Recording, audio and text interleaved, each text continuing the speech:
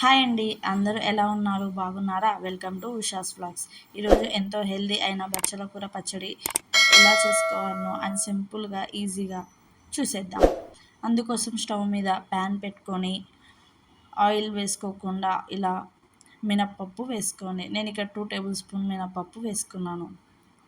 ఇందులోనే 2 table spoon శనగపప్పు వేసుకోండి. ఇలా పచ్చి శనగపప్పు వేసుకున్నాక 1 table spoon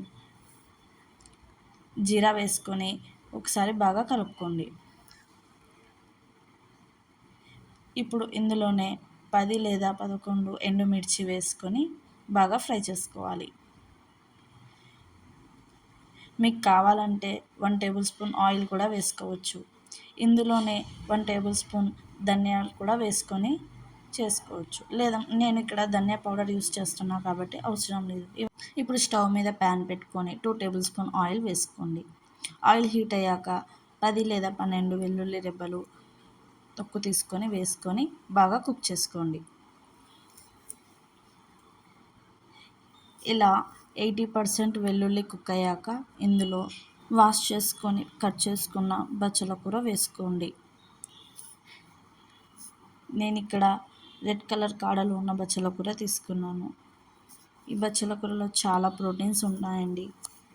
and fibre, vitamin A కానీ C, and iron, calcium, magnesium, manganese.